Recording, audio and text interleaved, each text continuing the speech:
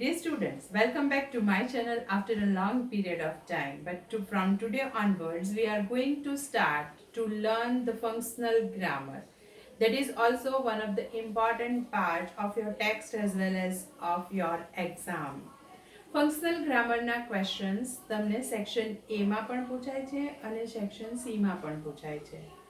એમાં તમને identification and classification of the functions પૂછાય છે અને કમ્પ્લીશન ઓફ ધ સેન્ટેન્સીસમાં પણ તમારે ડિફરન્ટ લેંગ્વેજ એલિમેન્ટ્સ જે છે તેને આધારે એટલે કે ડિફરન્ટ એલિમેન્ટ્સના ડિફરન્ટ ફંક્શન્સ છે તેને આધારે તમારે એ કમ્પ્લીટ સેન્ટેન્સીસ કમ્પ્લીટ કરવાના હોય છે ને એ ઓલમોસ્ટ તમારા પેપરમાં લગભગ 9 થી 10 માર્કનું પૂછાય છે. So now friends, join me to learn the different functions. First of all, what is functional grammar?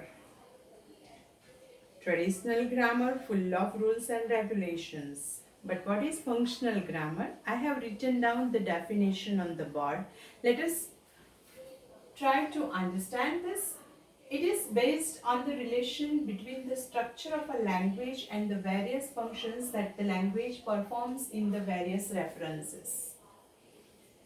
કોઈ પણ ભાષા હોય મિત્રો, એ ભાષાનું મુખ્ય જે કાર્ય છે એ છે કમ્યુનિકેશન, એટલે કે વાતચીત. એક માણસ બોલે, બીજો માણસ સાંભળે અને એને સમજે. એ કોઈ પણ ભાષાનું મુખ્ય અને મહત્વનું કાર્ય છે. હવે વાતચીતની જે ભાષા છે એમાં કેટલાક શબ્દો એવા હોય છે જેને આપણે લેંગ્વેજ એલિમેન્ટ્સ કહીએ છીએ. એ લેંગ્વેજ એલિમેન્ટ્સના જુદા જુદા ફંક્શન્સ એટલે કે જુદા જુદા કાર્ય હોય છે અને એ લેંગ્વેજ એલિમેન્ટ્સ અને લેંગ્વેજ ફંક્શન્સ વચ્ચે એક સંબંધ છે તે આપણે સમજવાનું છે. અને તમને મેં કહ્યું તે પ્રમાણે પરીક્ષામાં તમને આઈડેન્ટિફિકેશન કરવાનું પૂછાય છે સેક્શન એમાં. એમાં તમને એક કાઉન્સમાં જુદા જુદા ફંક્શન્સ આપેલા હશે. નીચે તમને સેન્ટેન્સીસ આપેલા હોય છે. એ જે સેન્ટેન્સીસ છે એની અંદર જે લેંગ્વેજ એલિમેન્ટ્સ છે એને આધારે લેંગ્વેજ એ કયું એ સેન્ટેન્સમાં કયું ફંક્શન્સ વપરાયેલું છે એને તમારે આઈડેન્ટિફિકેશન કરવાનું હોય છે. અને બીજો પ્રશ્ન ફરીથી રિપીટ એટલા માટે કરું છું મિત્રો કે પરીક્ષા માટે બહુ જ અગત્યનું છે. કમ્પ્લીશન ઓફ ધ સેન્ટેન્સીસનો છે, જેમાં તમારે ફંક્શનનો કાઉન્સમાં આપેલા ફંક્શનનો ઉપયોગ કરીને વાક્ય પૂર્ણ કરવાનું હોય છે. હા, તો હવે આપણે જોઈએ કે કયા કયા ફંક્શન્સ આપણે હમણાં ભણવાના છીએ. તો પહેલું છે કે એક્સપ્રેસિંગ અથવા શોઈંગ રિઝલ્ટ.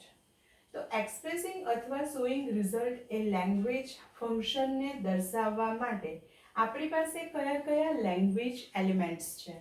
તો રિઝલ્ટ દર્શાવવા માટે આપણે સોનો ઉપયોગ કરી શકીએ છીએ, ધેરફોરનો ઉપયોગ કરી શકીએ છીએ, સો ધેટનો ઉપયોગ કરી શકીએ છીએ, TOO ટુ આ એક વાક્ય રચનાનો પણ ઉપયોગ કરી શકાય છે અને ઇનફ ટુ. આ બધા જે છે so therefore, so that, too enough to એના દ્વારા આપણે કયું લેંગ્વેજ ફંક્શન બતાવી શકીએ છીએ. તો we can show or we can express the function of result, પરિણામ. એ જ રીતે એક્સપ્રેસિંગ કોન્ટ્રાસ્ટ એને દર્શાવવા માટે આપણી પાસે લેંગ્વેજ એલિમેન્ટ્સ છે બટ, યેટ, ધો, ઓલ્ધો, હાવેવર. આ તો હું જસ્ટ તમને એક્સપ્લેનેશન આપું છું એટલા માટે મેં આટલું જ લખ્યું છે. હવે એક્સપ્રેસિંગ સપોઝિશન તો એના માટે as if, expressing alternative choice તો એના માટે either or, neither nor, expressing condition in the past with if, expressing the habitual action in the past with the use to. આ બધા ફંક્શન્સ આપણે શીખવાના છીએ. વન બાય વન ટોપિક દ્વારા હું તમને આ બધા ફંક્શન્સ શીખવાડીશ. જો તમે મારો જે ચેનલ છે એ મારી ચેનલને સબસ્ક્રાઇબ ના કરી હોય તો કરી લેજો મિત્રો, કારણ કે હવેથી ઘણા જ ઇમ્પોર્ટન્ટ વિડીયોઝ એમાં આવવાના છે. So please like, share and subscribe my video and please B in touch with me to learn more and more functional grammar. Let us start with the first, that is expressing or showing result.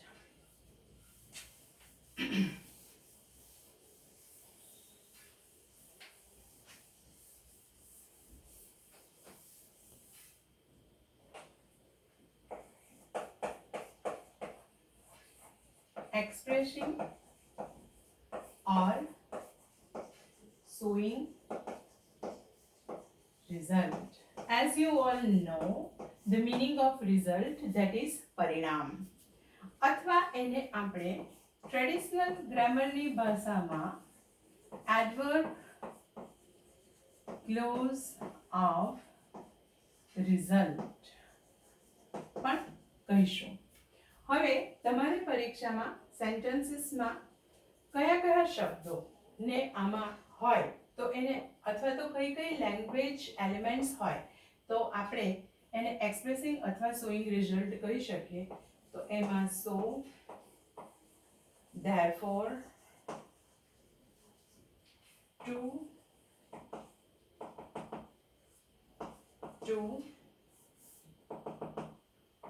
enough to,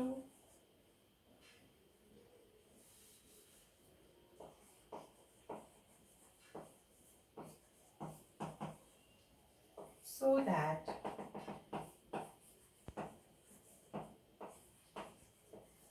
such that. આ જે બધી language elements છે that indicates expressing or showing result. અને જ્યારે કોઈક ઘટના કે બનાવનું પરિણામ દર્શાવવાનું હોય છે ત્યારે આપણે આ ફંક્શનનો ઉપયોગ કરી શકીએ. અને એ ફંક્શનનો ઉપયોગ આપણે કયા કયા લેંગ્વેજ એલિમેન્ટ્સથી દર્શાવી શકીએ? આઈ repeat it again, that is so, therefore, to, enough to, so that and such that. તો આ બધા જે શબ્દો છે that indicates result. આ બધા જે શબ્દો છે એ શું બતાવે છે? પરિણામ. પરિણામ દર્શાવવા માટે આ બધી લેંગ્વેજ આઇટમ્સનો ઉપયોગ થાય છે. હવે આપણે જોઈશું એક્ઝામ્પલ. તો આપણે શરૂ કરીએ to. He is too short to climb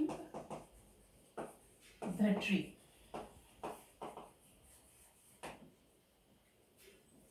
બરાબર જોજો. આની એક સ્પેસિફિક વાક્ય રચના છે જે તમારે સમજવાની જરૂરી છે કારણ કે આ ફંક્શન તમને કમ્પ્લીશન ઓફ ધ સેન્ટેન્સમાં પણ પૂછાય છે. એ કેવી રીતે પૂછાય છે એ આપણે એન્ડમાં જોઈશું. So please keep in watching till the end of this video. He is too short to climb the tree. આનું એક સ્ટ્રક્ચર છે TOO2 એટલે ખૂબ જ. એ ખૂબ જ નાનો છે. શાના માટે? કે ક્લાઇમ્બ ધ ટ્રી. ટ્રી ઉપર, ઝાડ ઉપર ચડવા માટે he is too short. બટકો છે. પણ વાક્ય રચના જોજો. કર્તા that is subject વત્તા ક્રિયાપદ.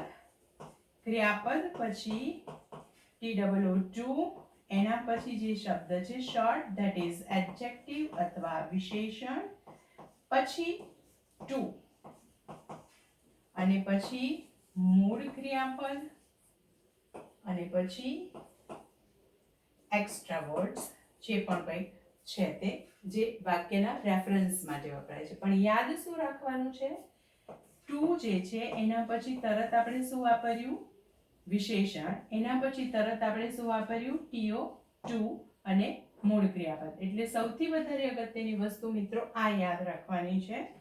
TOO2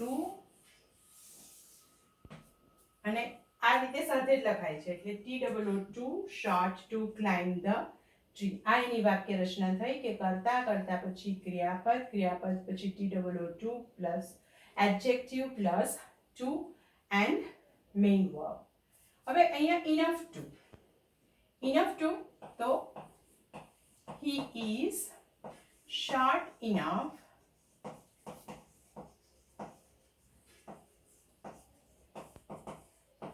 to climb the tree.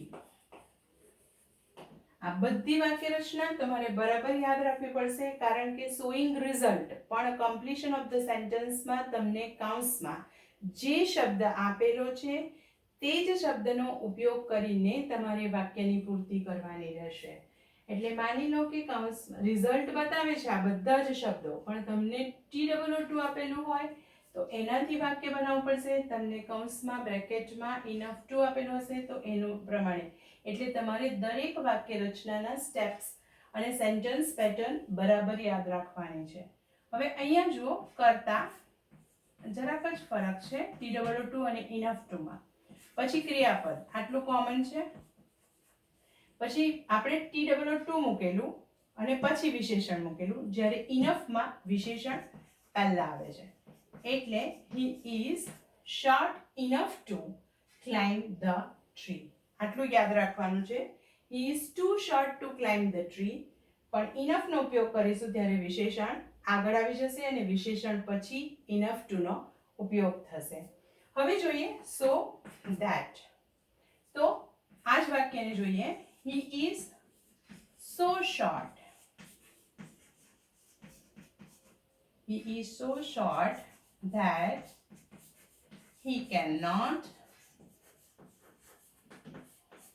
climb the tree.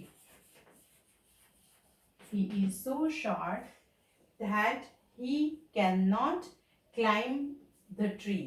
હવે અહીંયા જુઓ, he is કરતા પછી ક્રિયાપદ પછી so પછી વિશેષણ પછી તરત જ that, એટલે so that વાળી વાક્ય રચના.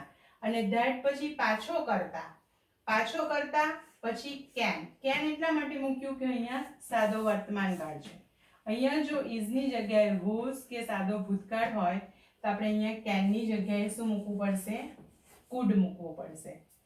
he is so short that he can not climb the tree. એટલે so that, પણ so પછી તરત જ વિશેષણ. so પછી વિશેષણ, short એ વિશેષણ છે, એડજેક્ટિવ છે, એના પછી તરત જ that પછી પાછો કરતા, જે આ જ હોય છે. અહીંયા નામ હોય તો એના આધારે અહીંયા આપણે સર્વનામ મૂકવું પડે છે. એટલે he can not, કાળનું ધ્યાન રાખવાનું. સાદો વર્તમાન કાળ હોય તો can not, સાદો ભૂતકાળ હશે તો could not. હવે such that he is such a short person that he cannot climb the tree. અહીંયા આર્ટિકલ એક એડ કરવાનું થાય છે. he is such a short person that he cannot climb the tree. કેટલીક વખત સચ પછી ડાયરેક્ટ આપણે નાઉન નો પણ ઉપયોગ કરીએ છીએ. અહીંયા આપણે વિશેષણનો ઉપયોગ કર્યો છે. શોર્ટ એ વિશે, કારણ કે મેં તમને એક જ વાક્યને કેવી રીતે જુદી જુદી લેંગ્વેજ એલિમેન્ટ્સનો ઉપયોગ કરીને લખી શકાય તે શીખવાડ્યું છે. હવે અહીંયા જોજો, he is short so અથવા therefore he cannot climb the tree. so અથવા therefore બેમાંથી એક પણ બંનેનો અર્થ એ બહુ જ નાનો છે, તેથી એ ઝાડ ઉપર ચડી શકતો નથી. એ ખૂબ જ નાનો છે અથવા તો બટકો છે એટલે એ ઝાડ ઉપર ચડી શકતો નથી. he is short enough to climb the tree. એ ઝાડ ઉપર ચડી શકવાને માટે બહુ જ બટકો છે. he is so short, એટલો ટૂંકો છે કે એ ઝાડ સુધી ચડી શકતો નથી. મતલબ એ ટૂંકો છે અને એનું પરિણામ એ છે કે એ ઝાડ ઉપર ચડી શકતો નથી. And what you have to remember is the structure of the sentence or how you can make the sentence. તો એમાં જોઈએ ફરીથી, ટુમાં આપણે જોયું તો ટુ પછી વિશેષણ પછી ટુ, TO2. ઇનફ ટુમાં વિશેષણ પહેલા પછી ઇનફ ટુ. જ્યારે so that માં so પછી વિશેષણ પછી that. સચમાં સચ પછી આર્ટિકલ પછી શોર્ટ પછી નાઉન છે અહીંયા શોર્ટ પર્સન અને પછી that મૂકીને. so this is showing result. હવે આપણે મિત્રો જોઈશું કે પરીક્ષામાં તમને કઈ રીતે પૂછાય છે. that is very important for you. પહેલા માની લો કે identification or classification of the sentence. તો ક્લાસિફિકેશન ઓફ ધ સેન્ટેન્સમાં આઈ એક્સપ્લેન કે એક બ્રેકેટ હશે. બ્રેકેટમાં આપણે જુદા જુદા ફંક્શન્સના નામ આપેલા હોય છે. નીચે સેન્ટેન્સીસ છે, એ સેન્ટેન્સીસમાં કયું ફંક્શન યુઝ થયેલું છે એ તમારે પેલા આઈડેન્ટિફાઈ કરીને બ્રેકેટમાંથી લખવાનું છે. That is somewhat easier. બધા ફંક્શન્સ શીખવાઈ જશે પછી હું તમને આ એક્સરસાઇઝ કરાવીશ અને I also explain you how to write it into the examination. Now completion of the sentence એ જરાક જોઈ લો કે એ કેવી રીતે પૂછાશે.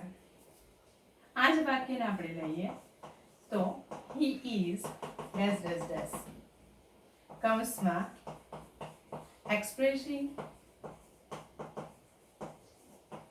result to આ રીતે પૂછાશે તમને પરીક્ષામાં. તો હવે આપણે જરાક બદલી નાખીએ. he is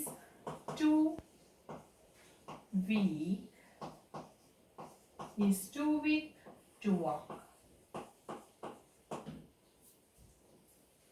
બરાબર છે. might be this poem is so difficult. In the bracket, expressing or showing result. અહીંયા તમને expressing ની જગ્યાએ showing શબ્દ પણ વાપરેલો હોય. expressing result. પછી કદાચ તમને this poem is so difficult. That આપેલું હશે નહીં. That you have to identify. Expressing result.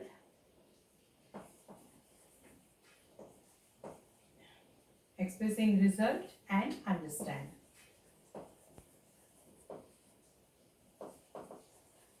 હવે તમારે અહીંયા સમજવાનું છે કે this poem is so difficult.